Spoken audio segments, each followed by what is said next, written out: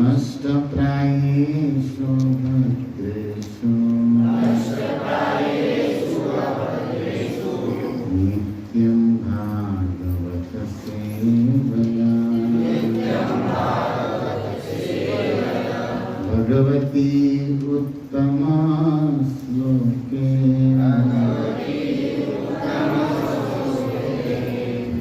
भक्तिर्भवति नैष्ठिकीम्। ॐ अज्ञानतिमिरन्धस्य ज्ञानाञ्जनशलाकया चक्षुरुन्मिलितं येन तस्मै श्रीगुरुवे नमः। श्रीचैतन्यमनोभीष्टं स्थापितं येन भूतले स्वयं रूप कदा मह्यं ददाति स्वपदान्तिकं। वन्देऽहं श्रीगुरो श्रीयुतपदकमलं श्रीगुरून् वैष्णवंश्च श्रीरूपं साग्रजातं सहगण रघुनाथान्वितं तं सजीवं साद्वैतं सावधूतं परिजनसहितं श्रीकृष्णचैतन्यदेवं श्रीराधा कृष्णपदां सहगण ललिता श्रीविशाखान्वितांश्च। हे कृष्ण करुणा सिन्धो दीनबन्धु जगत्पते गोपेश गोपिकान्त राधाकान्त नमोस्तुते। तप्तकाञ्चन गौराङ्गी श्रीराधे नाथमहेश्वरी वृषभानुसुते देवी प्रणमामि हरिप्रिये। वाञ्छाकल्पतरुभ्यश्च कृपासिन्धुभ्येव च पतितानां पावनेभ्यो वैष्णवेभ्यो नमो नमः। जय श्री कृष्ण चैतन्य प्रभु नित्यानंद श्री अद्वैत गदाधर श्रीवासादि गौर भक्तवृंद। हरे कृष्णा हरे कृष्णा कृष्णा कृष्णा हरे हरे हरे राम राम राम हरे हरे।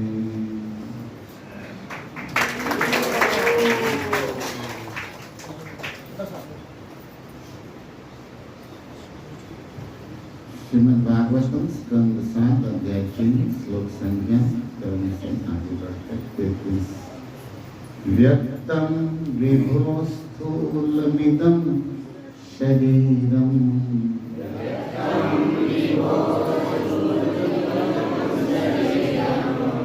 येनेन्द्रिय प्राण मनो गुणास्त्वम्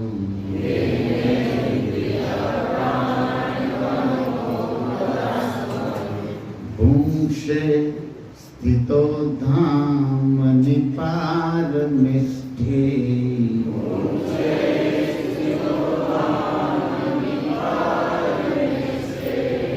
अव्यक्त आत्मा पुरुष पुराण।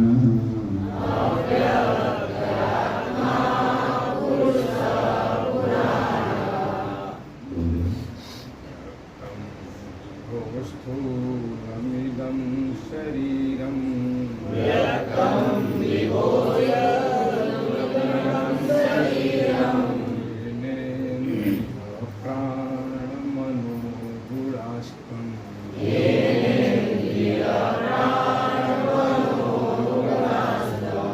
मुखे स्थितो धामनि पारमेष्ठे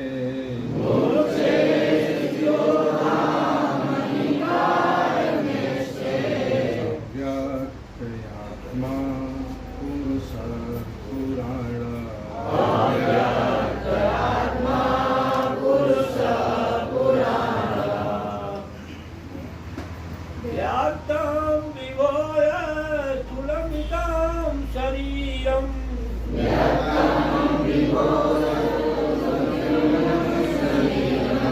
येनेन्द्रिया प्राणमनो गुणास्त्वं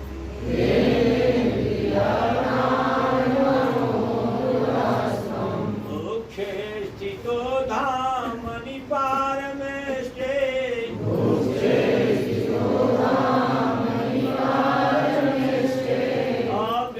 अव्यक्तयात्मा पुरुषः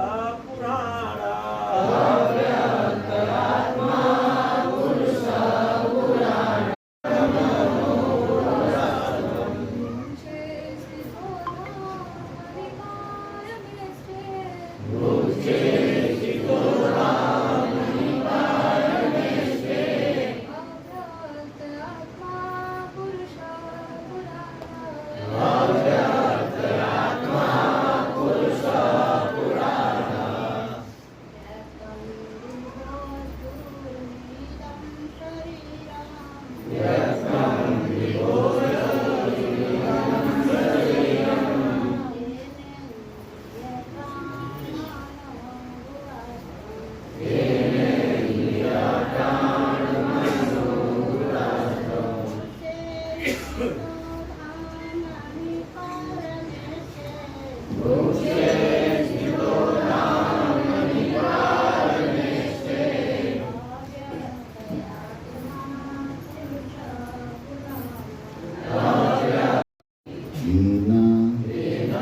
जिससे इंद्रिय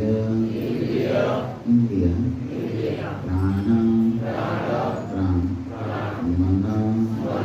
मन गुणान दिव्य गुण त्वं आप भूंसे भोग करते हो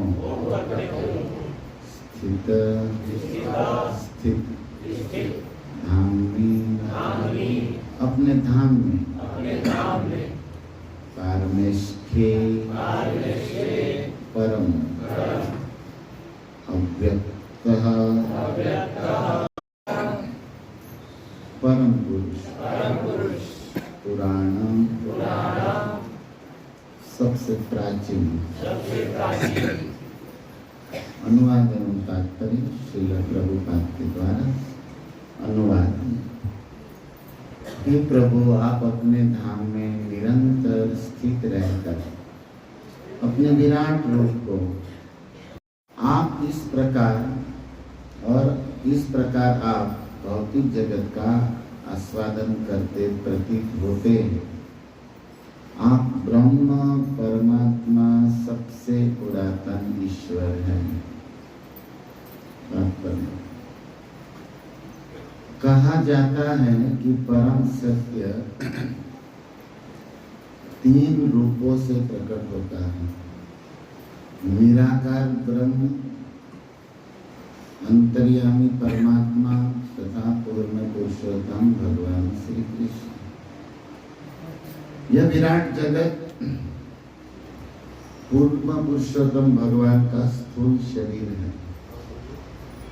वे भौतिक रसों का आस्वादन अपने अंशों अर्थात जीवों का विस्तार करके करते हैं। ये जीव गुणात्मक रूप से उनके समतुल्य है, किंतु पूर्ण पुरुषोत्तम भगवान वैकुंठ लोक में स्थित है, जहाँ वे आध्यात्मिक रसों का भोग करते हैं। अतएव एक परम सत्य श्री भगवान अपनी विराट अभिव्यक्ति द्वारा, अपने आध्यात्मिक ब्रह्म तेज द्वारा तथा परमेश्वर के रूप में अपने साक्षात अस्तित्व द्वारा सर्वत्र व्याप्त है।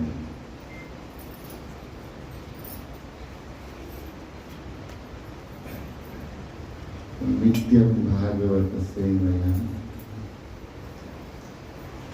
सेवया शब्द का अर्थ होता है सेवन करना, तो इसका सीधा तात्पर्य होता है कि सेवा करना। और दूसरा अर्थ होता है कि इससे पोषित होना। जैसे साहित्य में एक दृष्टांत दिया गया कि पिजन, जो कबूतर होता है, वो अपने अंडे के ऊपर बैठता है, उससे अंडा पोषित होता है। कई ऐसी बातें हैं प्रभुपाद ने बोला है, जैसे मछली अंडे को पानी में प्रवाहित करके उसको आंखों से देखती है, वो पोषित हो जाता है। और विशेष बात कमठ कछुए के विषय में है कि वे अंडे जमीन पर देता है और स्वयं पानी में रहता है, और पानी में रह रहे अंडे का ध्यान करता है, उससे अंडा पोषित होता है, मतलब उससे कछुआ निकल जाता है। जिस अंडे को कछुआ मिस कर जाए, न ध्यान करे, वो फेल हो जाता है। गोस्वामी तुलसीदास ने रामायण के एक दोहावली में लिखा है कि हे कमठ अंड की नहीं, राम आप मेरा स्मरण ऐसे कीजिए जैसे कछुआ अपने अंडे का करता। मतलब आप मुझे मेरा स्मरण करेंगे तो मैं तो प्रेम भक्ति से प्रफुल्लित पोषित होता रहूंगा। तो सेवन शब्द पर हम बोल रहे हैं कि कहा जाता है कि कबूतर अंडे का सेवन करता है। तो जैसे सेवन का अर्थ हम लोग साधारण लेते हैं कि श्रवण, सुनना चाहिए, लेकिन ये सुनना ही सेवा है। और सुनकर जब हम भागवतम बोलते हैं तो ये बोलना भी वैष्णवों की सेवा है। इस भाव को सदैव स्मरण रखना चाहिए, नहीं तो एक समय ऐसा आएगा कि बोलते बोलते आप अभिमान में अपने आप को गुरु मानते हुए और अपने दास स्वरूप का विस्मरण करके सब वैष्णव को निम्न करते हुए और उसके अपराध में लग गए। तो बड़े बड़े वक्ताओं को हमने इस स्थिति में देखा है, क्योंकि जीवन का लक्ष्य वैष्णव बनना है, वक्ता बनना नहीं है। क्या है? वैष्णव। लेकिन हम वक्तव्य देते हैं कि ये भगवान की सेवा है। क्या है?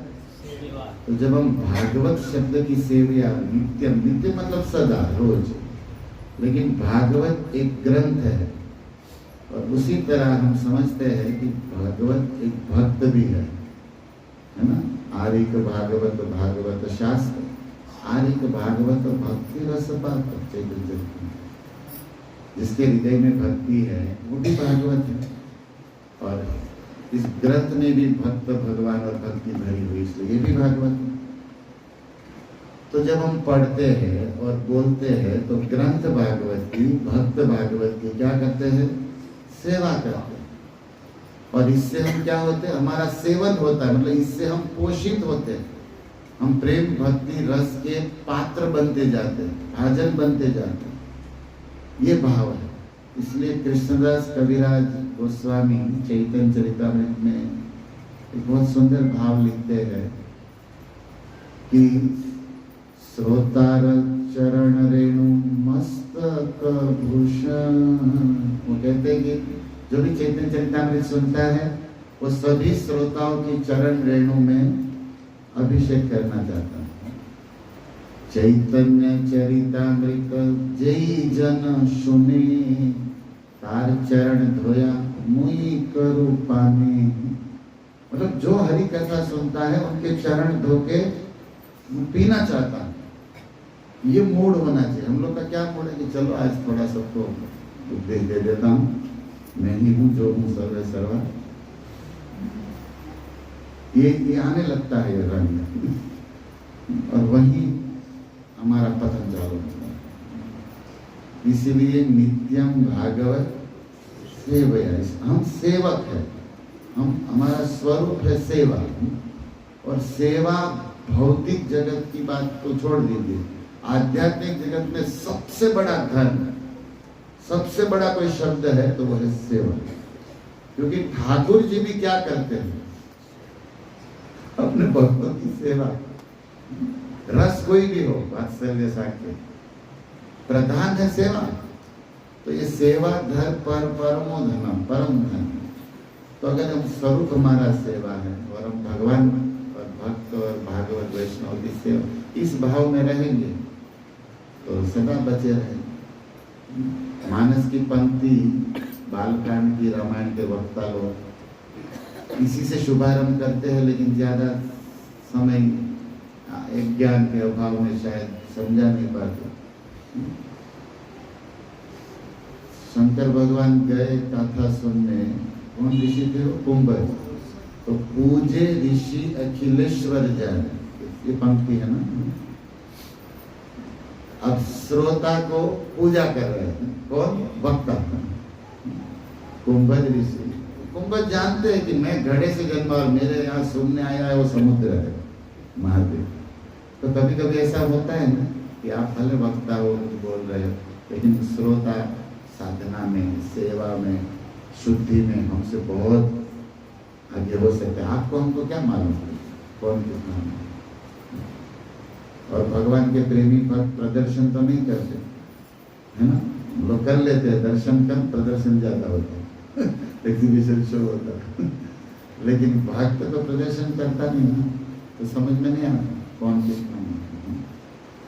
तो खाली बोलना, पंडिताई प्रदर्शन करना, ज्ञान होना, इससे मूर्खों की प्रशंसा कुछ वाह वाह हो जाएगी, आंतरिक कोई लाभ है नहीं आत्मा का। ओके, फसावट जरूर है।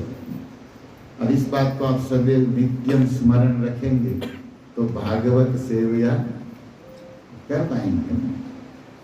तो ये हमारी साधना है। क्या है? साधना है। हम साधक हैं और हमारी परंपरा आचार्यों से ये हमें सेवा, साधना, परम धन प्राप्त हुआ है। आज पावन एकादशी है, हमें स्मरण रखना है भक्तों को कि सेवा और साधना में दो बातों से हमेशा वंचित, दूर रहना चाहिए। और ये आएगा, अब सेवा साधना करोगे ना, ये दो चीज आपके पास आएगी जरूर। एक है आलस और दूसरा है अभिमान। जैसे मान लीजिए कोई सेवा दी गई, या जैसे जब आप साधना में बैठे, तो ये रजोगुण तमोगुणमय जगत है, समय भी तामसिक रहा, स्थान भी तामसिक रहा, उसका इफेक्ट होगा। और उसमें आत्मा क्या आएगी? तमोगुण के कारण आलस आएगी। अरे बात कर लेते हैं, संडे को कर लेंगे, शाम को कर लेंगे, आलस होता है। ये बात अलग है कि हम थोड़ा आलस को जीत के लग जाते हैं, लेकिन फेल भी हो जाता है। और दूसरा, मान लीजिए आपने आलस नहीं है, आपने टाइम से कर दिया, जब टाइम से कर दिया सेवा और बढ़िया से कर दिया, और एक फसावट है अभिमान। और जो करता है ना, वो दूसरे को बहुत उपदेश देता है और दूसरे को निम्न समझता है। ये भी एक रोग है। मान लीजिए मैं मंगला कर दिया 10-15, तो जो नहीं करता है ना, उनको तो अभी उपदेश झाड़ूंगा ही झाड़ूंगा, और उन लोग को निम्न नहीं समझूंगा। ये अपने आप आएगा रोज। क्या हम मंगला दूसरों को उपदेश देने के लिए और झाड़ने के लिए करना चाहिए, या अपने आत्म कल्याण के लिए? बताओ, सोचो, सूक्ष्मता से सोचो। लेकिन वो साइड रह जाता, और क्या होता? अभिमान आता ही है। आप लोग को नहीं आता होगा, मैं अपनी बता रहा हूं, आता है। अब बताओ, आलस करना भी बुरा है और अभिमान करना मुझे लगता है कि उससे भी बुरा है। एटलीस्ट आलस में क्या होगा, आप में दैन्य आ सकता है, अरे यार नहीं हुआ, लेकिन जो कर लिया ना उसने तो देंगे तो गया, क्या आएगा? भारी फसावट करने में, और करना जरूरी है, करना सबसे जरूरी है, और इससे बचना भी जरूरी है। पानी में रह के मगरमच्छ से बचना है जरूरी। अब मान लीजिए अभिमान आया, तो एक चीज लिख लो आप, पक्का है कि आप अपराध करोगे, पक्का, आज नहीं तो कल, छोटे नहीं तो बड़े पक्का करोगे, क्योंकि अभिमान अपराध कराए बिना रुकता नहीं है। तो ये सब कहां से चालू होता है? जब आप ये नहीं समझ रहे कि मैं सेवा कर रहा हूं, सेवा, ये मेरा सेवा है, लेकिन सेवा करते करते फिर भाव बदल जाता है, गुरु भाव आ जाता है, और अभिमान, ये सब फंसावट है। इसीलिए हम प्रयास करते हैं कि आप कहोगे कैसे बचे इस अभिमान से, तो सत्य को दर्शन करना चाहिए, सुनना चाहिए। जैसे हम बोलते हैं कीर्तन कथा, तो अभिमान बढ़ने का चांस तो है ही है थोड़ा बहुत, और कथा खत्म होते ही भक्त लोग भी ये सेवा करेंगे प्रभु की, तब तो और हवा भरो, और उनका तो सेवा है, लेकिन हमने तो घर ही नहीं है। हमको लगे कि बस सुखदेव के बाद और कोई बचा है तो हम ही बचे। ये आता ही है, कब थोड़ा ज्यादा। तो इससे बचने के लिए आपको सोचना पड़ेगा कि मैं तो एक नंबर का मूर्ख, याद भी कुछ रहता है, कुछ पढ़ लिया, कुछ रट लिया, कोई साक्षात्कार तो है। रूप गोस्वामी भक्तिविनोद ठाकुर की लीला तो दिखती नहीं है। तो ये सब ज्ञान है, हमारा नहीं, किसका है? परंपरा का, गुरुओं का, आचार्यों का है, तो है उनका, हम अभिमान का है। दूसरा उनकी कृपा है कि उसने हमें ये अवसर दिया बोलने का। हमारी वाणी तो वही चला रहे, आंख तो वही देख रहे, हम अनुभव कर रहे हैं। थोड़ा समय उम्र, मैं कभी कभी भागवत में लिखता हूँ कुछ, जैसे कि मेरी बुक में अब नहीं पढ़ पा रहा हूँ, मतलब छोटे छोटे अक्षर में लिखने की आदत है। हमको पता नहीं था कि एक समय आएगा कि आंखों में थोड़ा धीरे धीरे, अभी वो चाहिए ना, क्या बोलते हैं बेटा, मोटा दिखना चाहिए थोड़ा, हाँ, चश्मा चाहिए कि नहीं, वो 45 जाते हैं तो लगता है ना, तो वो हमारे को खुद नहीं पढ़ पा रहे। तो हम सोच रहे हैं कि ये तो शरीर की दृष्टिकोण दिया भगवान, तभी हम पढ़ पाए। याद शक्ति कौन दिया?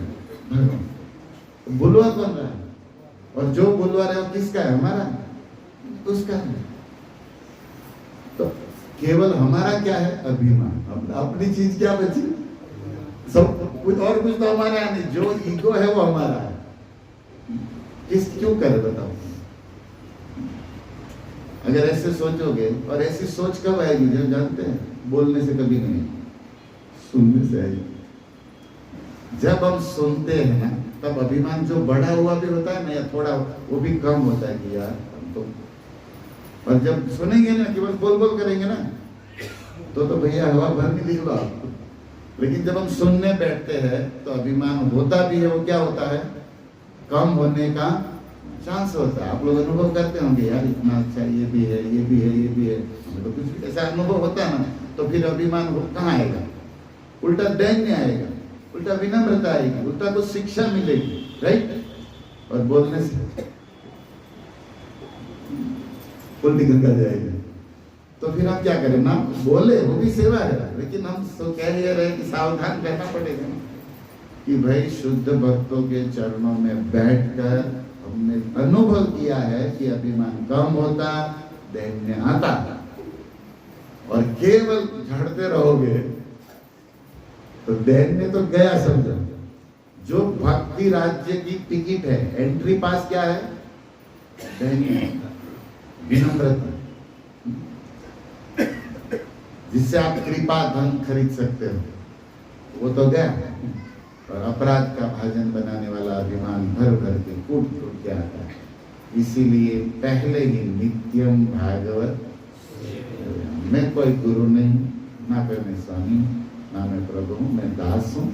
और थैंक यू परंपरा, गुरु आचार्य और ठाकुर जी को। और जो सुनते हैं ना, उनको भी थैंक यू। कोई नहीं सुनता, घर में भी कोई नहीं सुनता, सब सुनाते।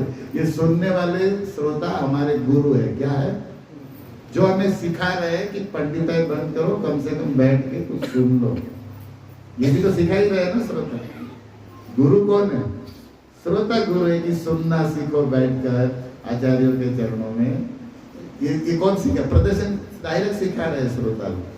तो ऐसे प्रेमी श्रोता जो अंदर से हो सकते हैं बहुत ज्ञानी हो, बहुत महान, हमें क्या मान, तो श्रोताओं से गुरु मान के उनके चरणों की रज में सिर पर लेता है। ये किसका भाव है? कविराज जी। और इसको हम स्मरण रखेंगे तो हमारी भक्ति सौभाग्य चार चार लगने वाले, सार्थक बनने वाली। प्रेम रस का हृदय आस्वादन करे, ऐसा लाइक, ऐसा पात्र, ऐसा अनुकूल हो जाएगा। क्योंकि मुख्य बात तो रसास्वादन है ना। चैतन्य महाप्रभु युक्त धर्म प्रचार की और फिर आचरण भी की। आचार प्रचार ये दुई कार्य प्रभु। बाह्य ये वो बाह्य, अंदर क्या है?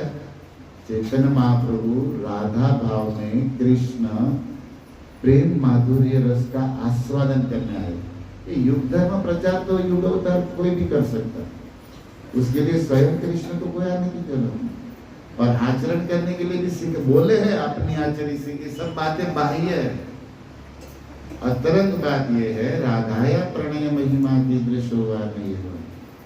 स्वाद्य ये नाम मधुरिमा कहती लोभा, ये चैतन्य चरितम आप पढ़े होंगे, पता होगा कि पुरी में रहकर 18 वर्ष वेणु गीत, गोपी गीत, गीत गोविंद, इन रस का आस्वादन किया। आप चाहते हो कि आपका हृदय रस आस्वादन के अनुकूल हो, तो इसकी कड़ी बता रहा हूँ, सेवया।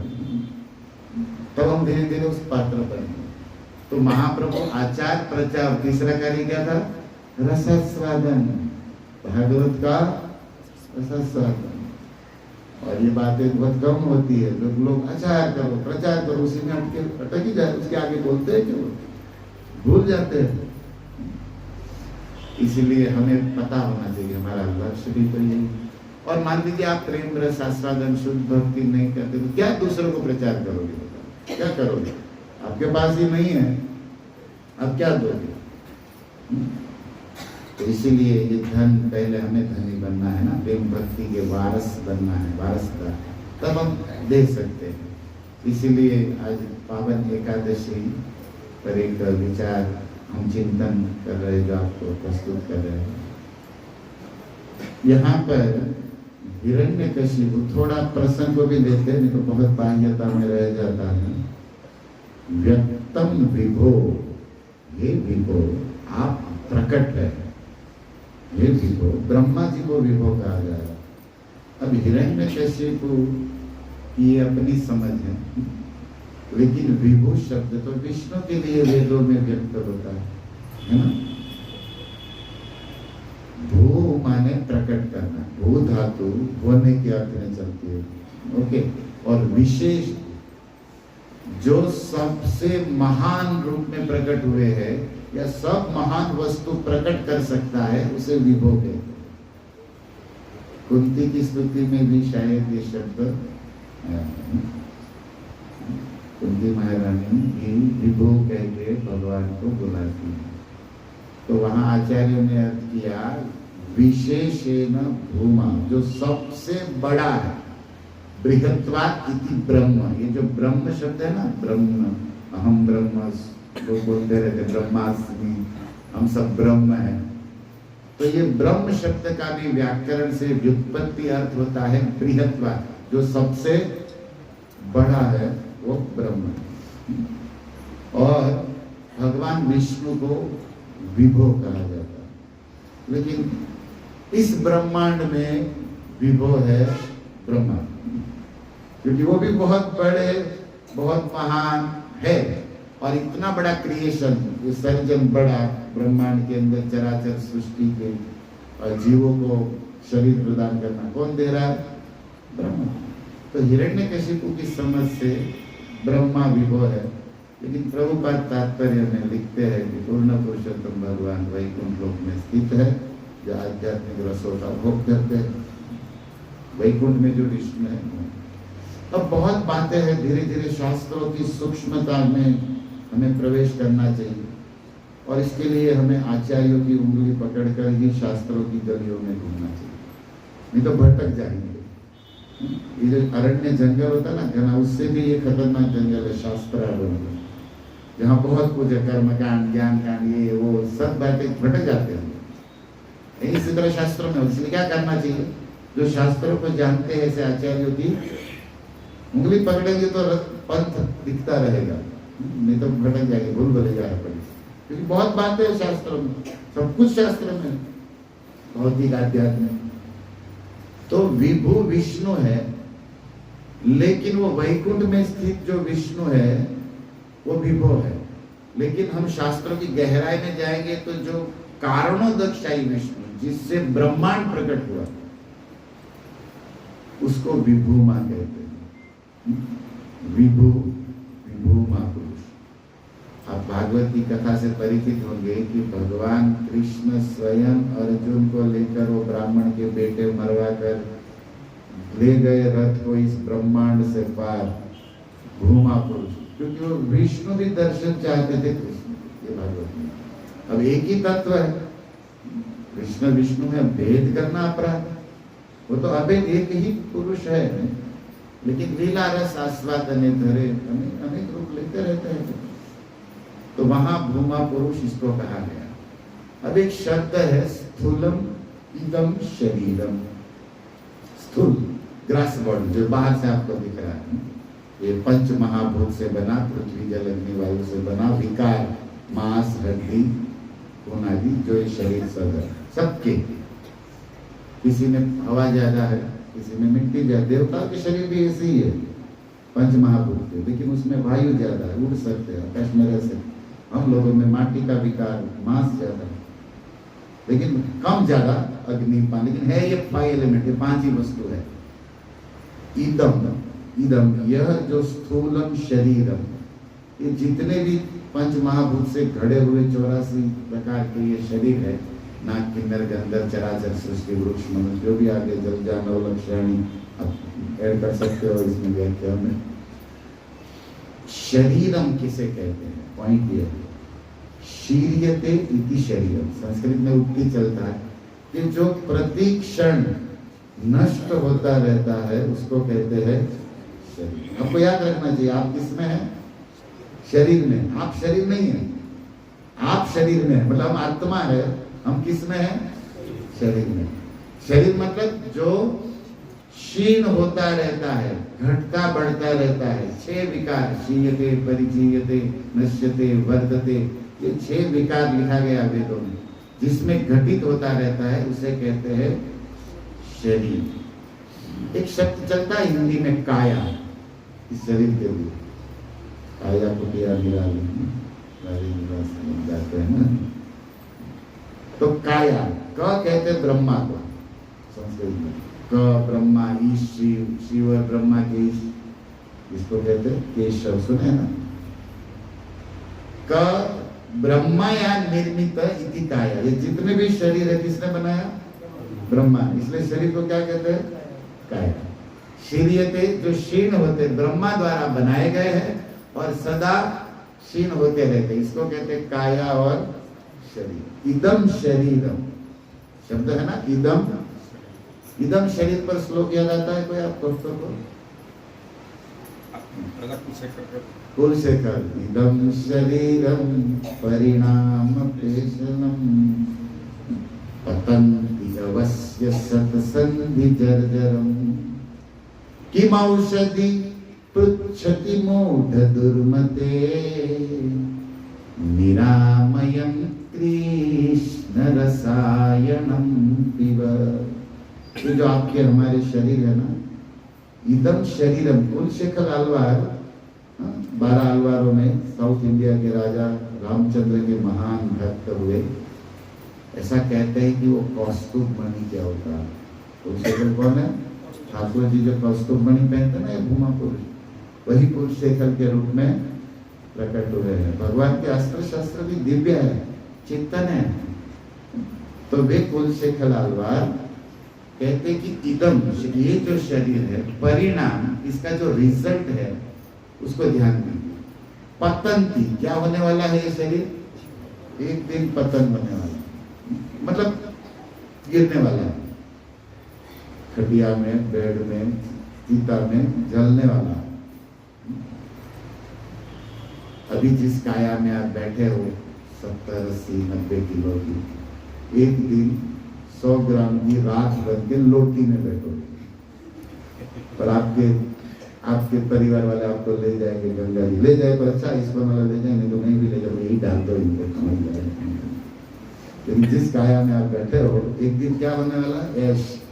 अभी आप कैश के बल पर ऐश कर रहे हो, लेकिन अंग्रेजी में ऐश राख को कहते हैं ना, तो क्या होने वाला है? राख होने वाला है। कि यहाँ बबुआ में मरने के बाद, जलाने के बाद सोना होता है, राख ही होता है ना, सब राख होने वाला है। भागवत कहता है विट कृमि भस्म संगीतम, 3 संज्ञा लगती है शरीर की। कोई पशु पक्षी खा जाएंगे तो इसके टट्टी विट बन जाएगा, कृमि कीड़े खाने पर यही होता है, या फिर भस्म जला दिए जाएंगे।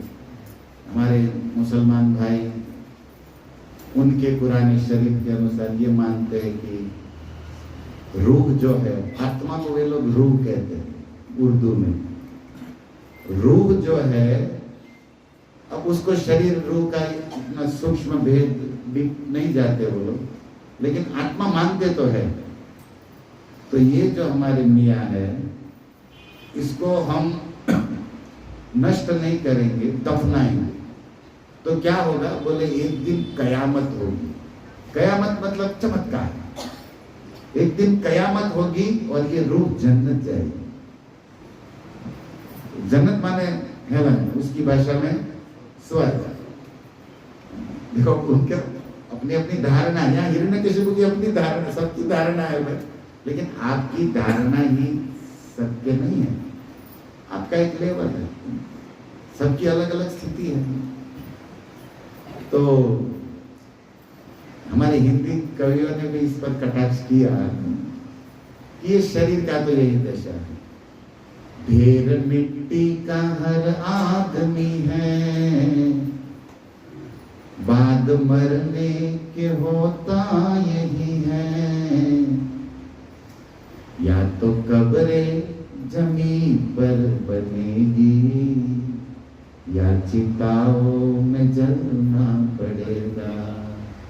जिंदगी तो किराए का घर है, एक ना एक दिन निकलना पड़ेगा। यही तो हम भूल रहे हैं। हमको लग रहा है कि यही कोई सब कुछ बना लेंगे, तब तक मौत बस तक देंगे, भैया खाली करो। हमने तो सोचा ही नहीं, निकलो। और यहाँ किसी का नहीं चलता। मौत के सामने बड़े बड़े वीर, रावण जैसे बचे न काल बली, सहस्त्र बाहु जैसे गुरु गोस्वामी लिखते, नहीं बच पाए। रावण को भी बड़ा वहम हम था ना। लेकिन मौत क्या है? आने से पहले तो घंटी बजाती है, दांत गिरा देती है, हम लोग चौकटा लगा के पिज्जा खा लेते हैं। बाल सफेद तो कलर मार के मसाला मार। ट्राई कर लो, घंटियां बजेगी, लेकिन एक दिन घंटा बजेगा। क्या बजेगा? घंटी तो हम सुनते नहीं। मौत का जब बजा सिर पे घंटा, फूंक दी पल में सोने की लंका। अब रावण जैसा भी नहीं बचा तो क्या हो गया? कर गई मौत रावण का अंता, ऐसे तुझको निकलना पड़ेगा। याद रखिए इस स्थिति को। हनुमान जी ने फूंक मार के जला दिया। बहुत चिंतन करते, मजा आता है शास्त्रों में। एक बार प्रश्न किया कि सोने की लंका थी जी, हनुमान जी ने आग में जला दिया, नष्ट हो गई। अरे नष्ट कैसे होता? सोना तो नष्ट नहीं होता। आग में जला तो वो सोना तो पड़ा, प्योर हुआ होगा, वो कहाँ है? हमको चाहिए, बताओ। सीमेंट का तुरंत नष्ट होता, सोना थोड़ी नष्ट होता है। ऐसे कहते हैं ना सोना ना मतलब जला दी, तो जला दी मतलब जैसे मान लीजिए सोने के घर बने होंगे पर हनुमान जी ने जला दिया, तो जैसे कोई गहना होता है तो जलाने पर वो एक हो जाता है, एक रस हो जाता है, किसी पात्र में डालो ऐसा गोला लंबा जो भी बन जाए। तो इतने बड़े बड़े डिजाइन दिए गए थे कारीगरी से, मकान महल, ओके। अब हनुमान जी ने पूरा आग लगा दिया तो सोने का गड्ढा वो होगा ना कहीं तो, क्योंकि नष्ट तो होता नहीं। अब देखो कहाँ से लोग दिमाग, ये सब आप दिमाग में ना सकते कभी बोले सोना मतलब उसकी नजर हनुमान जी पर नहीं है, सोने पर है। ये हिरण्यकशिपु है, क्या है? हिरण्य माने सोना और कशिपु माने तकिया या बेड, जिसको सोना बहुत पसंद है। और इस दुनिया में सबको सोना पसंद है, या ये वाला या ये वाला। और तीसरा हमारे पंजाब के साइड या भारत की भाषाओं की भी गरिमा है, वो अपने महबूब प्रियतम को भी सोना कहते हैं। यहाँ भी शायद कहते होंगे सोना, मेरे सोना, इस बंगला में भी चलता है ये सब। तो बहुत अर्थ होते हैं सोना के। आपके भोजपुरी में भी एक कहीं में याद नहीं, बहुत पहले सुना था, सोनवा के खातिर गई लपिए पर गई, न पिया आए न सोना मिला, मेरा चांदी हो गया केश।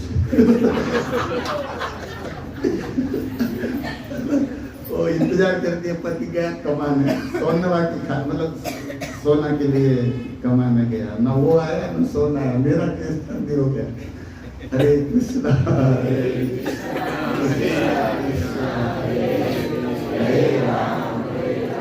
ये सब फालतू बोलना नहीं चाहिए, लेकिन हम लोग भरा ना दिमाग में निकलता रहता है, कुछ भी सुनते रहते हैं। तो कहाँ थे हम लोग?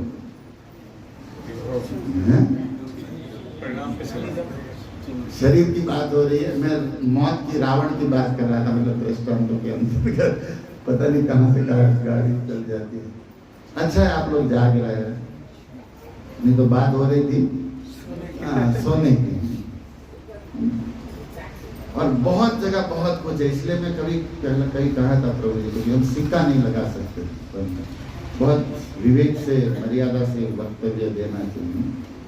सोना तमोगुण माना जाता, बुरा माना जाता, लेकिन वृंदावन की गोपी कहती है कि सोने में ही मुझे श्याम मिला, सपने में। तो इस सपना देखने के लिए क्या करना पड़ता है? सोना तो पड़े। और गोपी सोती है तो भी क्या होता है? शाम सपने में आते हैं। ऐसे तो नहीं आते, मथुरा चले गए तो गोपी आके कहती सखी आज तो मेरा सौभाग्य है रे। क्या बोले? आज हमारी नींद लग गई तो सपने में श्याम सुंदर आ गए। तो दूसरे रोने लगे। उसने कहा तो कितनी भाग्यवान है, मेरे तो दुर्दशा है कि जब से श्याम मथुरा गए तब से ये निद्रा भी मेरी दुश्मन बनी है। निद्रा वैरण भई धन्या वै स्त्रिया, संस्कृत में बिल्वमंगल ठाकुर ये लीला लिखा, वो स्त्री सौभाग्यशाली है। धन्या वै योषित स्वप्ने पश्यति माधव, जो सपने में माधव देगा। अस्माकम तु गते कृष्ण, लेकिन मेरी दशा क्या है? जब से कृष्ण गए निद्रा भी वैरी है, मुझे नींद नहीं है। तो कम से कम ऐसे तो कृष्ण नहीं मिलते, नींद आती तो सपने में तो मिलते हैं, लेकिन मेरा तो वो भी। अब देखो कितनी प्यारी बात। और सूरदास बाबा ने तो एक प्यारी बात लिखी है सोने पर, गोपी के भाव में कहते हैं कि सुनो सखी ले लो कोई मैं निद्रा बेचन वाली। अब रोज सखी दही दूध बेचने जाती है, मैं इसमें श्लोक पर ही हूँ, थोड़ा आनंद करा रहा हूँ। जैसे ये जो कुलशेखर क्या कहेगी, ये शरीर नष्ट होने वाला, तो तुम औषधि ढूंढ रहे हो, क्या औषधि है? निरामयम कृष्ण रसायनम पियो। ये कृष्ण रसायन, कृष्ण लीला जो ब्रज की मैं बड़ी बोल रहा हूँ, यही तो पीना है। वो कहती सखी में निद्रा बेचने वाली ले लो कोई निद्रा। तो सब देखी रहेगी तो पगली रहेगी, पागल हो गई। निद्रा कोई बेचता है? निद्रा कोई वस्तु है? और मान लीजिए तू बेचने जाएगी तो कोई लेने वाला मिलेगा? कोई लेगा निद्रा? वो बोले पावरी बंद कर बोलना, निद्रा कोई नहीं लेता। जितने क्लास कॉलेज होते हैं उसमें सब सिखाते जागते रहो, जीव जागो को रचन खोले, जागृत उद्दिष्ट उपनिषद खोलो, सब जगह जागने की बात है। जाने तब ही जीव जब जाएगा, मान कुछ भी खोल लो, सब जागने की बात करते हैं। और तू है कि पागल होकर निद्रा बेचने आई है, कोई नहीं लेगा। तो वो सखी बोली तू जा अपना काम कर, हमको पता है निद्रा सबको चाहिए। बड़े बड़े लोगों की नींद हराम हो चुकी है, गोलियां खाते फिर भी नींद नहीं आती। कोई तो ग्राहक मिलेगा हमको जरूर। देखो पॉजिटिव भी पॉजिटिव है। बोले जितना लोग मना कर, लेकिन मुझे विश्वास है कि कुछ तो निद्रा के ग्राहक। और बताओ निद्रा शत्रु है कि मित्र? आप बोल नहीं सकते कुछ भी ट्रीटमेंट। ओके, भूख शत्रु है कि मित्र? न लगे तब भूख, निद्रा न आए तो हालत खराब हो जाएगी शरीर की। तो मित्र है कि नहीं निद्रा? और ज्यादा आ रही तो कुंभकर्ण की पत्नी की तरह पकड़, तब भी अब ये ऐसी है कि उसको बैलेंस करना पड़ेगा। वो आपकी मित्र भी है और शत्रु भी है। भूख न लगे तो भी समस्या, ज्यादा लगे तो पूरी समस्या। ये समस्या वाला सब झगड़ा है इधर। तो निद्रा चाहिए आपको। निद्रा 3 दिन कोई नहीं सोए, पाकर सर दर्द होने लगेगा उसको, होता है कि नहीं? तो धन्यवाद भगवान को निद्रा बनाया, लेकिन क्लास में लेने को नहीं बोला। ओके, घर पे बेड पे लेने को बोला। और हम लोग उधर फोन देखते हो, इधर सोते हैं। बताओ उल्टी का क्या है हमारी? तो बोले देखो हमको विश्वास है जरूर कोई ना कोई ग्राहक तो होगा कि निद्रा की भी महत्ता है। तब तक एक सखी है, क्या बेच रही निद्रा? इधर आओ, इधर आओ। का मोल दिए, कितने में दिया निद्रा? जो जो तुझे अच्छा लगे, बस हमसे जान छुड़वाओ, ले लो, तुझे जो देना है तुझे।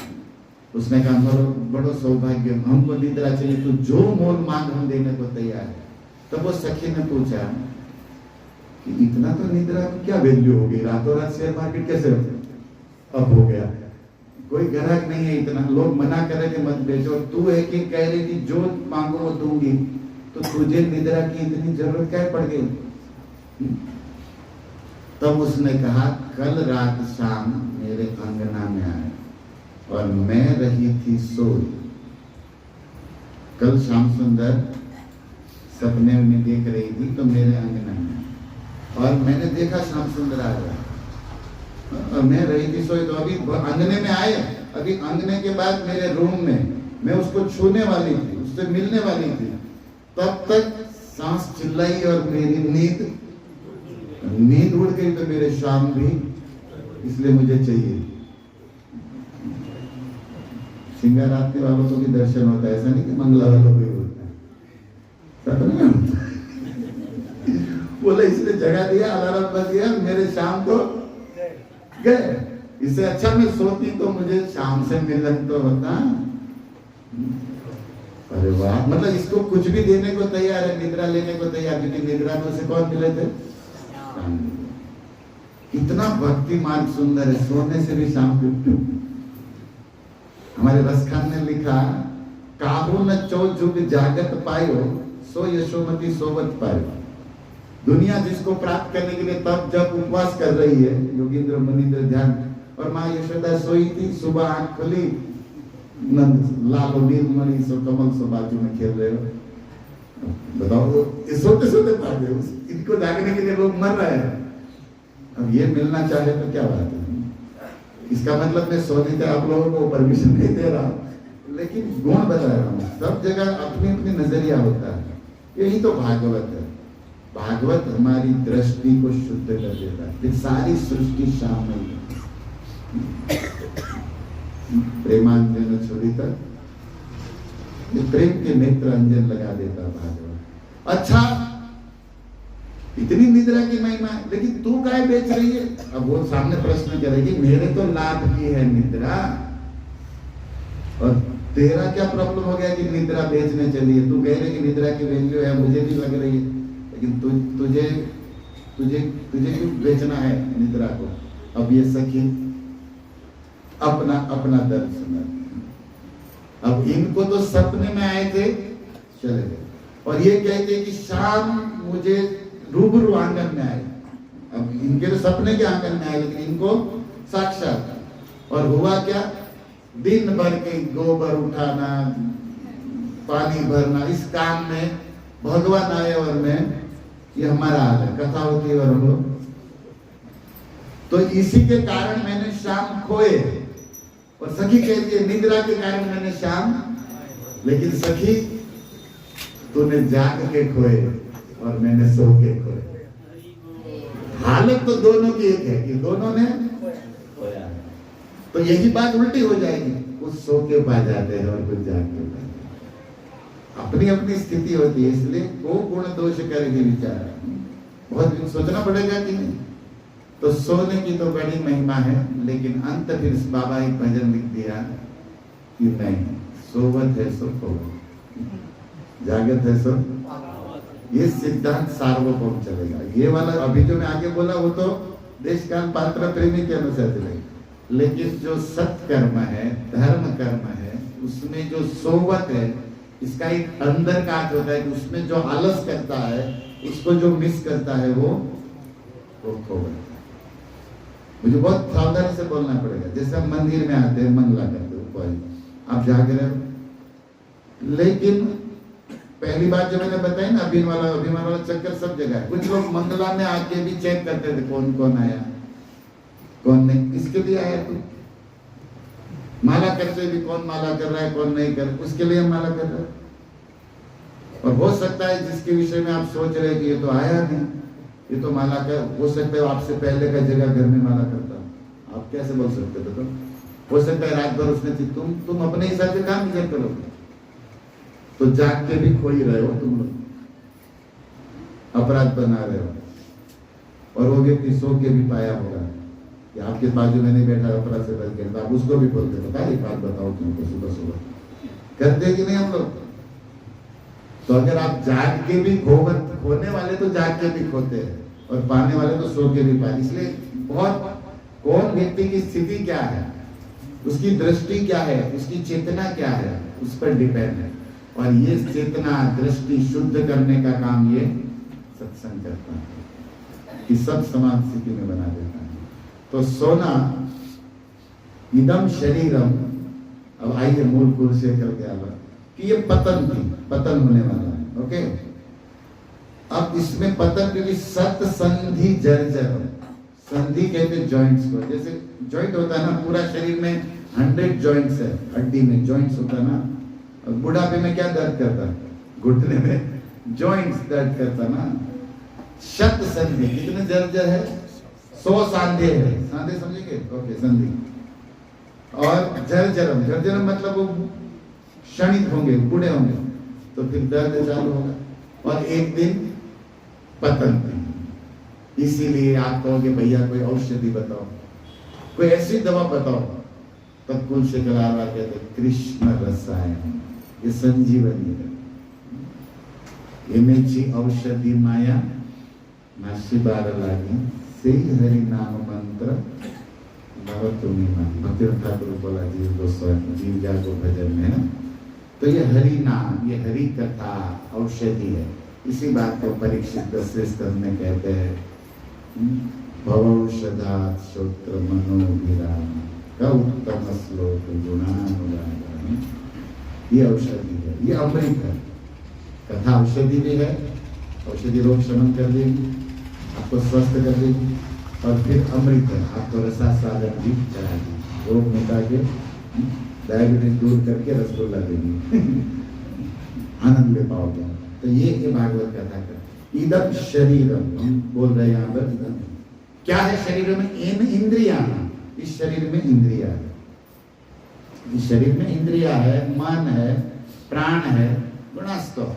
ब्रह्मा ने इस तरह सर्जन किया है, लेकिन ब्रह्मा का भी शरीर इस तरफ का नहीं है। हिरण्यकशिपु कह रहे हैं कि आप इससे परे है। एक तरीके से ब्रह्मा इससे परे है, क्योंकि ये शरीर मरने पर ब्रह्मा नहीं मरते, परे है ना। सृष्टि प्रलय में ब्रह्मा का थोड़ी होता है। हिरण्यकशिपु एकदम गलत नहीं है लोग, जैसे हम चिंतन कर रहे हैं कितने दिनों से, लेकिन पूर्ण सत्य भी नहीं है, क्योंकि ब्रह्मा का शरीर भी एक दिन तो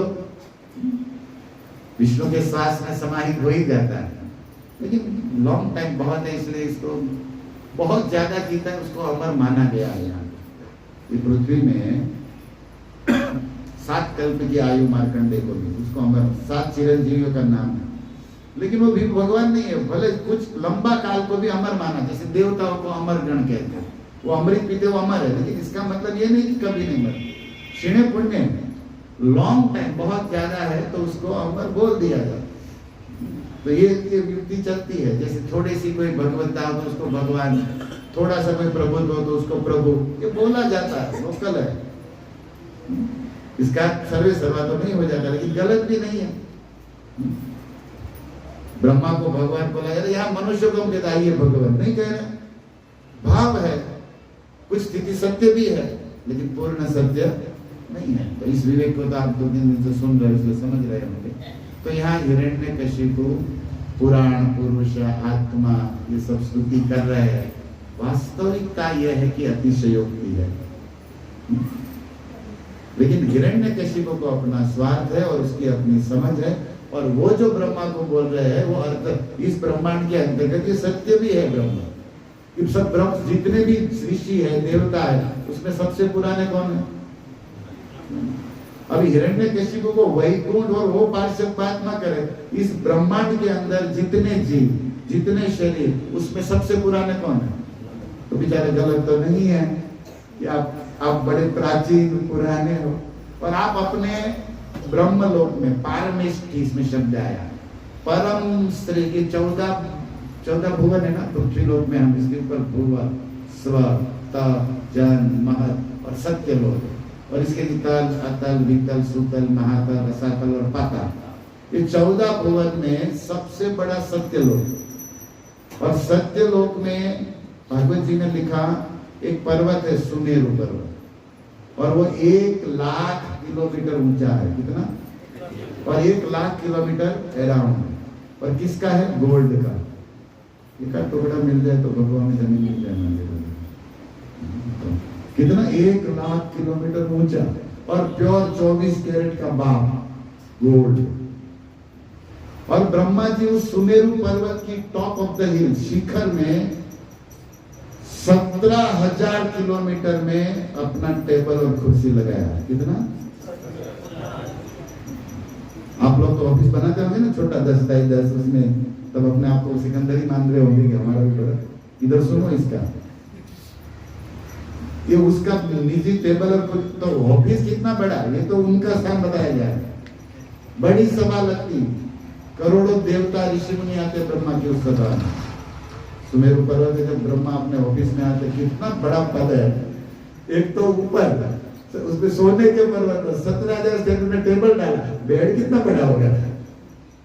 बेडरूम है ही नहीं, बेचारे कमल पे बैठे रहते हैं। हमको भी प्रश्न होता था, व्यक्ति हमको पूछा कि ब्रह्मा सोते कैसे होंगे? हमने कहा आप जैसे भागवत कथा में सोते हैं। ब्रह्म संप्रदाय नहीं तो हम है परंपरा। क्योंकि ब्रह्मा को कभी सोते दिखाया नहीं, वो हंस पे उड़ते दिखाया और कमल पे दिखाया। तो कोई भक्त नहीं, ऐसा तो नहीं होना चाहिए, ब्रह्मा को बेड तो देना चाहिए हमारी तरह। तो बेड में भी ब्रह्मा को प्रॉब्लम होता, क्योंकि बेड पे सोएगा तो एक सर तो इधर आएगा, नीचे बहुत देना पड़ेगा, नीचे जाएगा, क्योंकि 3 तो ठीक है, ऐसे रहेगा। तो बड़ी हंसी, लेकिन ब्रह्मा को मूल बात तो ये आनंद करा रहा हूँ, लेकिन मूल ये कि ब्रह्मा को जरूरत ही नहीं है। ब्रह्मा हमारी तरह नहीं है, बहुत सुपीरियर हायर है वो। लेकिन हम अपनी दिमाग से सोचेंगे तब उसका समाधान भी अपने दिमाग में उतरे, ऐसा ही देना पड़ता है। अब रावण के विषय में लोग पूछते हैं कि उसको 10 सर से तो करवट कैसे बदलता होगा? तो करवट उसके बेड में होल रखा है, जैसे कहते 5 से नीचे 5। भी प्रैक्टिकल सोचो कि रावण ऐसे सोया तो ठीक है, मतलब ऐसे बता दे 10 सर ऐसे सोया खड़ा, लेकिन उसको करवट बदलनी होगी तो क्या होता होगा? पाप मोचनी एकादशी की प्रयास करते ना।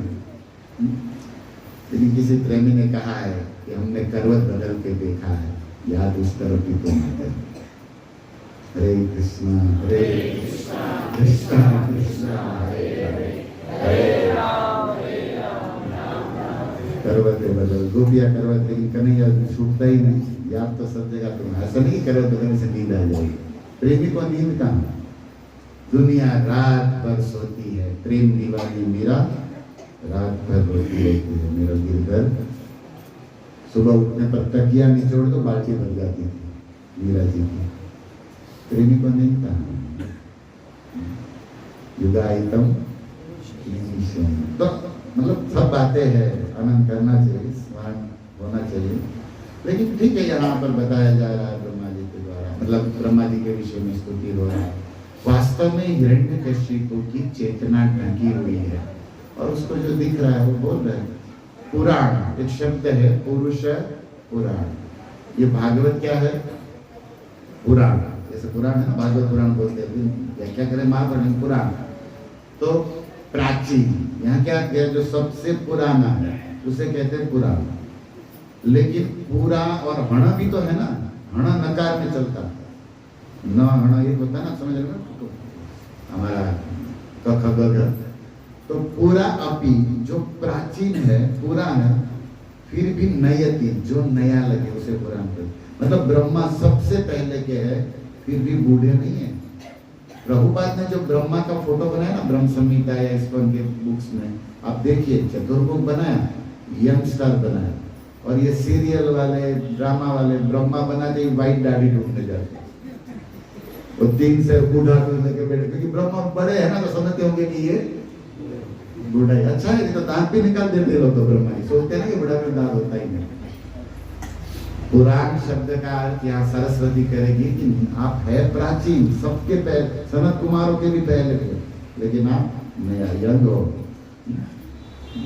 चकाचक है आपकी स्किन, कोई ब्यूटी पार्लर की जरूरत नहीं। क्योंकि ब्रह्मा की इंद्रिया जो है वो सामान्य नहीं, अरे इन सबकी इंद्रिया बनाने वाले, जो सबको दिखाने को भी 25-50 हजार दे सकता, उसका खुद का महल कितना होगा सोच लो। लाइक दैट, ऐसे कि इतनी सुंदर सुंदर इंद्रिया और चराचर सृष्टि जो बनाया, तो ब्रह्मा अपने लिए कितना बेस्ट होगा। अब तो कब ऐसे आप अपने यहाँ से भी कॉमन सेंस से सोचो तो तेरा बुद्धि थोड़ा अब जाएगी कि नहीं, ये सामान्य नहीं। और ये मुझे तो लगता है कि हिरण्यकशिपु की स्तुति इस्कॉन भक्तों को तो बहुत चिंतन करनी थी, क्योंकि हम लोग ये सब डिटेल में सुनते नहीं। इसलिए ब्रह्मा जी को तो गुणा होता और कुछ नहीं है, नष्ट हो जाए, प्रलय, इसी स्थिति में रख देते हैं। ये कोई कम नहीं है। विवेक से विचार, पितामह की संज्ञा, हिरण्यगर्भ की संज्ञा वेद ने, भगवान ने ब्रह्मा को दी। ये बात अलग है, गीता में भगवान बोलते कि पितामह से मैं, लेकिन पुराण वेद खोल लीजिए तो पितामह नाम सुनते हैं, किसका नाम आता है? ब्रह्मा का। सबके बाप वो है, सबके, और बहुत बड़ा पावर है। ये जो मनुष्य का किन्नर के अंदर है ना, ब्रह्मा के जीवन अवधि में चींटी भी नहीं है ये लोग। जैसे आप लोग 100 साल जीते, आपके घर में चींटी मच्छर कितना दिन जीते मालूम? मच्छर का आयुष्य लिखा, उसको कुछ नहीं करो, तीसरे दिन राधे राधे उसका होने वाला। तो बरसाती कीड़े होते ना, सुबह तो मरे पड़े होते। ये हम मनुष्य उस लेवल के भी नहीं है ब्रह्मा की जीवन आयु को। अभी एक 12 घंटा जिनका 1000 सहस्त्र युग होता है, और ऐसे ब्रह्मा 100 साल जीता है, हम समझ में ही नहीं आएगा। हम उसके सामने है क्या, बताओ। तो हिरण्यकशिपु जो बोल रहे हो वास्तव कोई बड़ा बहुत अच्छा बोल रहे हैं। इससे कम से कम ब्रह्मा जी के प्रति थोड़ा भी आपको रिस्पेक्ट आ जाए ना, ब्रह्मा जी खुश हो जाए ना, तो आपका संप्रदाय बहुत आगे बढ़ेगा। ब्रह्म मतलब ओके। तो हम तो हिरण्यकशिपु के पक्ष में हैं और पक्ष में रहेंगे, क्योंकि हिरण्यकशिपु भी हमारी ठाकुर जी का ही है। वो सब चेतना, वो अपनी समझ से बोल रहा है, लेकिन उसको असली समझ भी है। और ये हाल कराने वाले भी यही है।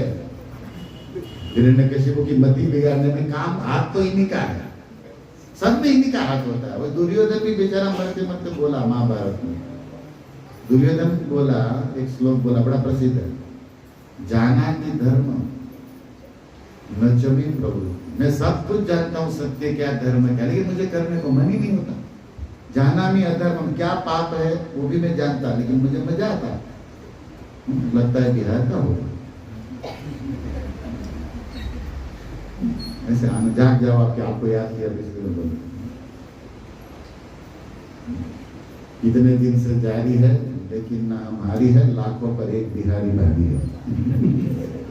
बिहारी का कम तो है नहीं भाई।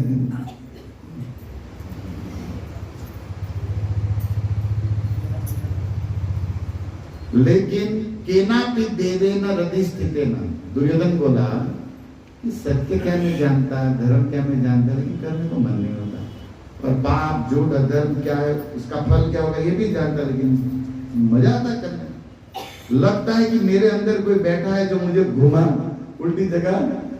केनापि देवेन हृदि स्थितेन यथा इच्छ तथा करो, वो जैसा चाहता है ऐसा मैं कर देता हूँ। यही बात अर्जुन पूछे, अनिच्छनपि वासनेव बलादिव नियोजित। हे कृष्ण, नहीं चाहते हुए भी पाप प्रवृत्त पुरुष कोई तो है जो ये करा रहा है। और अर्जुन का कटाक्ष, कहीं आप तो नहीं है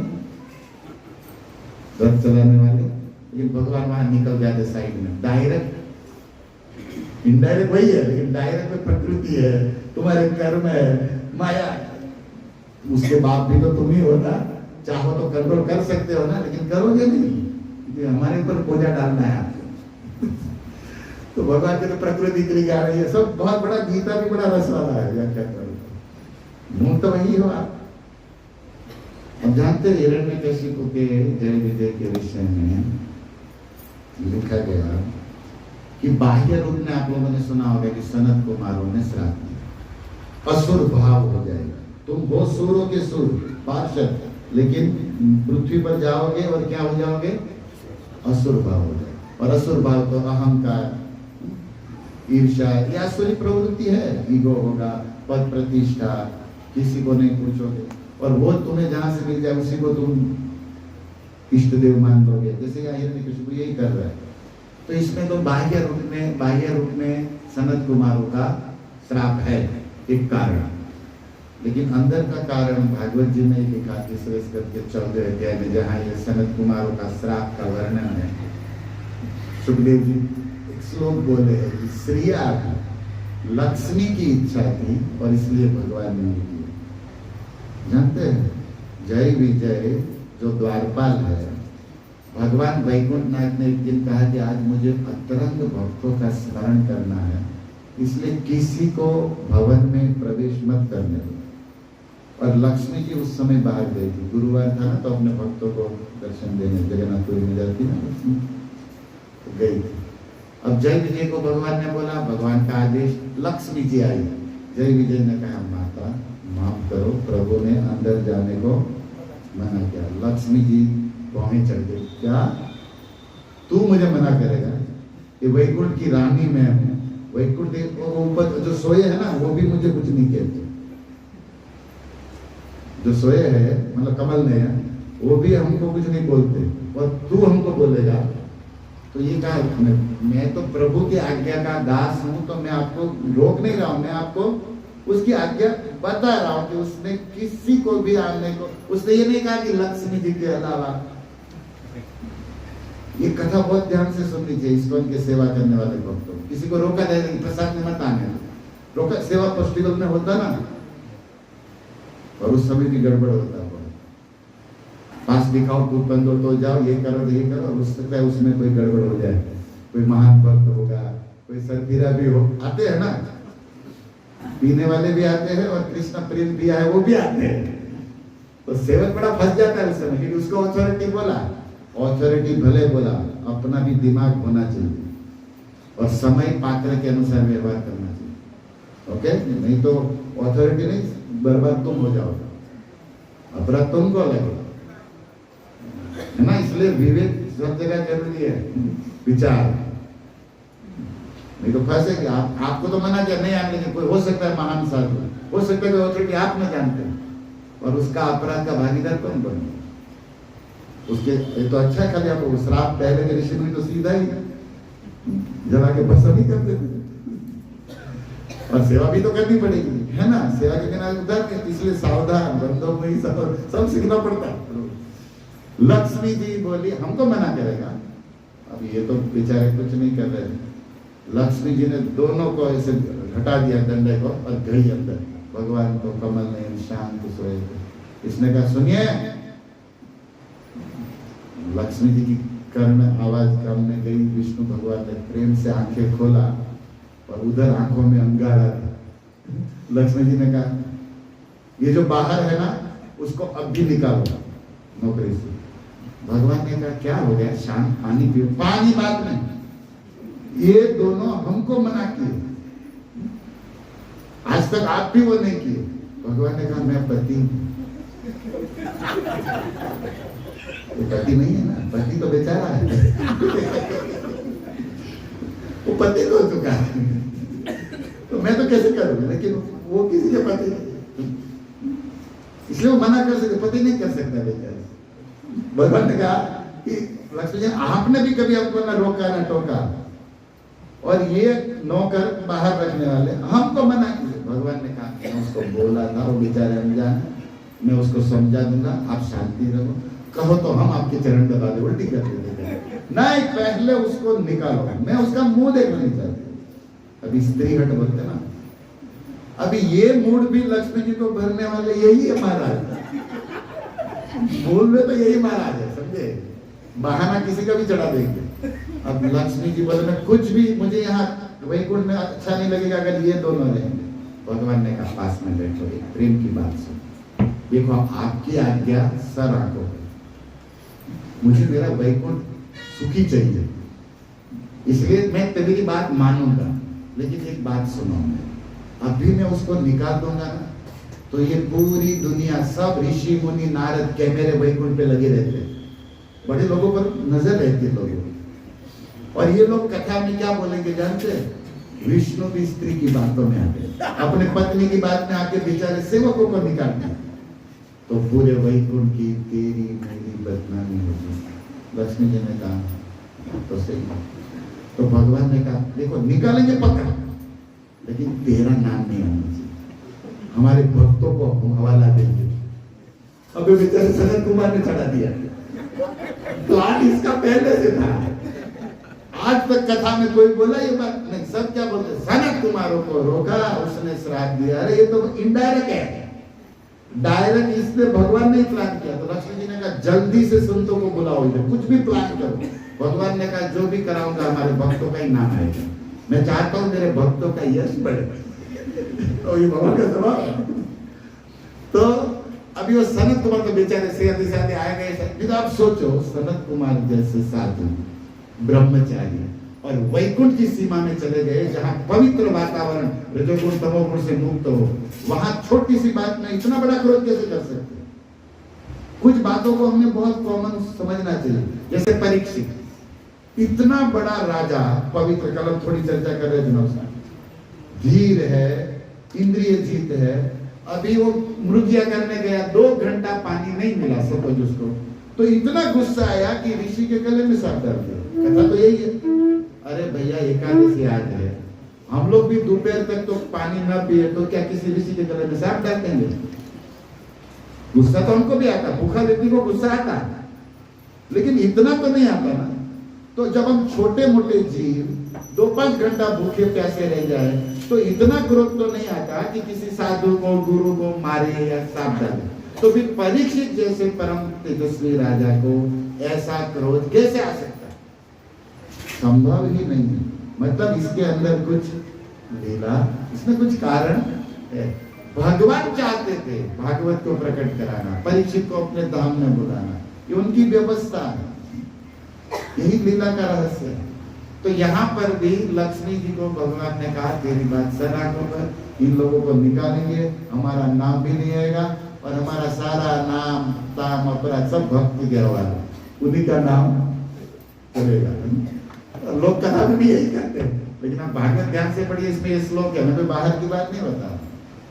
तो लक्ष्मी जी की इच्छा को पूरा किया भगवान ने, और सनत कुमार, और देखो इनका नाटक देखो, ये अंदर सोए हैं, त्रिभुवन का ज्ञान रखते हैं, सनत कुमार आए इनको नहीं पता है, लेकिन हमारे भारत की पुलिस की तरह सब काम बिगड़ पट जाए फिर आते हैं पुलिस, ये रोके, ये श्राप दे दिए, तब भगवान आए द्वार पर। क्या हुआ तो तुमको नहीं पता सर? हमारी इस्कॉन की अथॉरिटी को भी ये करना पड़ता, उसको पता ही होना है, लेकिन सब हो जाए, अच्छा हमको पता नहीं है, चलो सुधार दे, वो खुद नहीं कहते दूसरे को छोड़। वो तो करना ही पड़ता है, क्या करें, प्रैक्टिकल है एकदम, नहीं तो संभव चलेगा नहीं। तो भगवान फिर आए और आकर भी क्या बोले वैकुंठनाथ पार्षदों को, हे ब्राह्मणों, आपके आगमन से हमारा वैकुंठ धन्य हो गया और ये मेरे दासों के द्वारा जो गलती हुई इससे मैं आपके चरणों में क्षमा मांगता। अब सनत कुमार तो कमल नयन को देखकर, विष्णु को देखकर समाधि में जाने लगे। वो चरणों से निकली तुलसी की खुशबू से ही पूरा हृदय पवित्र हो चुका है। पहले क्रोध कर लिया, सब गड़बड़ कर लिया, फिर इसको ज्वाइन किया, अभी हम आए सुधरे, ऐसी हाल इनका है। तस्य चरणान कहते हैं मकरंद वायु तुलसी मिश्र गंध तस्यारविंद नयनस्य पादारविंदम किंजल मिश्र तुलसी मकरंद वायु। बड़ा सुंदर श्लोक है, उस खुशबू से ही भक्ति आ गया। अब तो रोम रोम चाहता था कि आंखें बन जाए और कमल नयन को देखते रहे। और भगवान ने बोल दिया मेरे दासों के द्वारा जो गलती है उन्हें उन्हीं की मानी जाती है, भक्त की भगवान की मानी जाती है। और मैं क्षमा मांगता हूँ। सनत कुमारों को झटका दिया जोरदार धीरे से, ये हमको क्षमा मांगे। बाहर से क्या लगेगा कि सनत कुमारों का सम्मान हो रहा है, उसको भगवान बहुत मान रहे, ग्लोरी बता रहे, लेकिन भगवान की वाणी विचार जय विजय की महिमा बता रहे। भगवान क्या कह रहे हैं, मेरे दास, और आप क्या हो, मेहमान पराई। ये कौन है, जैसे भी है, और इनकी गलती मेरी, तुम्हारी गलती मेरी नहीं। ओके, तुम प्रणाम, तुम पूजा के लायक हो सकते हो, लेकिन ये मेरे। अब बताओ महान कौन है, भगवान की बातों पर बाह्य विचार, लेकिन अंदर का विचार करो। बाहर से तो लग रहा है कि सनत सत्य भी है, लेकिन अंदर का सत्य भगवान इसको मेरे नहीं कह रहे, इसको मेरे कह रहे, पार्षद हो मेरे पास मेरी। और इनकी मतलब भगवान पूरा उसका पद, और ये दोनों सुन रहे हैं जय विजय, फिर भी हाथ जोड़े खड़े हैं। इनको भी एहसास हो गया कि यार बात तो थोड़ी गलत कर दी हमने श्राद्ध देकर, लेकिन अंदर से नहीं समझा रहे थे कि ये इनका ही काम था। लक्ष्मी अंदर का प्लानिंग तो बेचारे को समझ में नहीं आया, लेकिन भगवान आश्वासन दे रहे कि आप लोगों से कभी किसी का अहित नहीं होता। आप लोगों ने श्राद्ध दिया, उसमें भी कोई ना कोई जगत का मंगल होगा। ये भी उन्हीं, क्योंकि भगवान कोई भी प्लान विचार करते, बहाना किसी को भी बना देते, बाहर से अच्छा बुरा लोग बोलते रहते, लेकिन होता है उसमें मंगल, परिणाम अमृत जैसा आता है भगवान के कार्यों में। इसलिए तो जन्म कर्म में दिव्यम होता है। तो बहुत रसमय प्रसंग है। और ये दोनों क्या किए, क्षमा मांग रहे सनत कुमारों को और भगवान को। क्या करें, उस समय भी क्षमा मांगी लिए थे लक्ष्मी जी से, लेकिन सेवा ही ऐसी थी कि फंसे। और एक भी सुनिए सिद्धांत कि भगवान की इच्छा थी तो एक अंश से आए, जय विजय वैकुंठ से निकले, दिखे, बाहर गिरे, पड़े, हिरण्यकशिपु बने, सब बाह्य है। अंदर से जय विजय कभी वैकुंठ छोड़ने से। जैसे एक देवता भी एक रूप के 10 रूप ले सकते हैं, एक योगी भी कई रूप ले सकता है, तो सारूप्य भगवान के पार्षद क्या रूप नहीं ले सकते? वहां रहते हुए भी दूसरी जगह जा सकते हैं। भगवान भी वो कर सकते हैं, उनके भक्त भी वो कर सकते हैं, पार्षद, कोई फर्क नहीं हो दोनों में वहां। और इसका प्रमाण श्रीमद् भागवत में अब 8वें स्कंद में पढ़िए, जब बलि राजा के सामने वामन गए और जब विराट बने, तो बलि की पूरी असुर सेना वामन को मारने के लिए तैयार हो गई, मारने का। और उस समय भगवान के 16 पार्षद प्रकट हो गए, नंद, सुनंद, कुमुद, कुमुदाक्ष, जय विजय लिखा गया हुआ। अरे भाई सतयुग है, अभी उसको रावण कुंभकर्ण बनना है, जय विजय कहां से आ गया? वो तो गिरे हुए है ना, तो गिरे हुए कैसे इसको निकल लो? सोचो। इसलिए भागवत समाधि भाषा, इसका मतलब है कि वहां भी भगवान की इच्छा से, भगवान की अचिंत्य शक्ति, जहां तुम्हारी चिंतन चेतना तर्क पहुंच नहीं सकता, उसके ऊपर का तत्व है। तो बहुत सावधानी से विचार करने पर धीरे धीरे खुलता है भाई अंदर से। तो जय विजय की लीला, लेकिन भाव कितना सुंदर है, सुनिए। एकादशी है ना, थोड़ा 5 मिनट ज्यादा भी होगा। ये दोनों ने कहा कि प्रभु दुख इसी बात का है कि आपसे दूर जाना पड़ेगा, आपकी सेवा छूट रही है, श्राप मिला, नीचे जाना, ये कोई दुख नहीं हमारा। क्या दुख है? आपका संग, आपकी सेवा मिस हो गया। भगवान ने मुस्कुराते कहा चिंता मत कर, आऊंगा मैं तुम्हारे लिए। तुम 3 बार नीचे जाओगे, मैं 4 बार आऊंगा। भगवान का 4 अवतार हुआ, नरसिंह, वराह, राम, कृष्ण हुआ ना 4, ये 3 बार। तुम 3 बार जाओगे, मैं कितनी बार आऊंगा? 4 बार। प्रभु लेकिन फिर भी विरह तो होगा और आपसे लड़ना पड़ेगा। भगवान ने कहा नहीं चाहते, कितने दिनों से सोए हाथों में खुजली हो रही थी, WWF थोड़ा पहलवानी करनी थी, बिहार बंगाल वाले हमसे टिक नहीं पाएंगे बात खाने वाला, तो थोड़ा कोई शेयर होना चाहिए, तो तुम ही हो, इसलिए थोड़ा फाइटिंग दिखा देते। कोई भी साउथ मूवी आजकल ज्यादा चलता है फाइटिंग, कलयुग है ना, सब झगड़ा ही करते, तो हम भी नीचे जाके झगड़ा करेंगे। हम लोग झगड़ा नहीं करते वही कोई, लेकिन कलयुग है तो सारे इधर दिखाना है कि झगड़ा होता है, भक्तों में भी होता है। भक्तों में भी आप कभी टेंशन मत लो, कोई भक्त झगड़ा करे, क्रोध करे तो दोष मत मानो कि आज तो नरसिंह लीला होगी, नरसिंह देव साक्षात हमारे मंदिर में प्रकट है। कोई ज्यादा लोभ करता, प्रभु जी प्रसाद तो हमको ये समझना चाहिए आज वामन देव हमको दर्शन देना है। सब भगवान की होता लीला चलती, कोई परशुराम होता, कोई राम शांत, हरे कृष्णा हरे कृष्णा कृष्णा कृष्णा हरे नजरे बदलो नजारे बदल जाएंगे, कश्ती में रुख बदला किनारे बदल जाएंगे, जाना था जापान कौन जाए। तुम्हारी दृष्टि कहाँ है? कोई चिंता का विषय नहीं, कोई टेंशन नहीं होता आपको। तो 3 बार है, अच्छा फिर भी रो रहे, तो नीचे जाना पड़ेगा।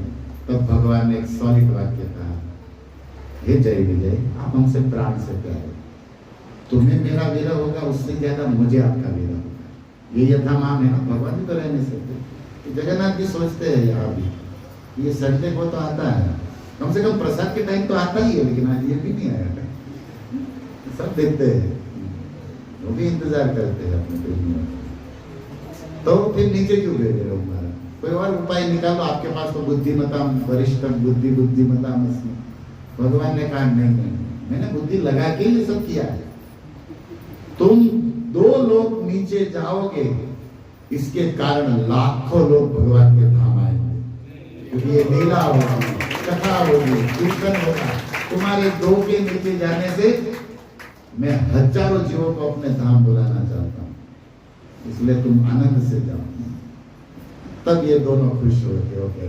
अब इनकी इच्छा है, बक्सर वाले मामा जी ने एक पद लिखा है इस लीला पर, जो बनाओ सो बन जाएंगे, जहां भेजो वहीं जाएंगे, तेरे है तेरे कहलाएंगे, जहां भेजो वहीं। ये शरणागति है, मारवी राखवी जो इच्छा तुम्हारी। हम तो आपकी खुशी में हमारी, ये भक्ति का बहुत ऊंचा लक्षण जय विजय ने प्रस्तुत किया। हमारे ब्रज के कवियों ने भी इस पर कलम चलाई भजन, जहां ले चलोगे वहीं मैं चलूंगा, जहां नाथ रख लोगे वहीं मैं रहूंगा। ये जय विजय का बात, जहां ले, ये तो पार्षद है, बहुत पावर है, तर्क कर सकते हैं। जय विजय सनकादिक मुनि को भी कमेंट करके उनको भी धंधे लगा सकते हैं, लेकिन ये वैष्णव है। विष्णु क्या चाहते हैं वही करते हैं, अपनी कोई इच्छा है, अपना कोई प्रयोजन नहीं इन लोगों। ये पार्षद है।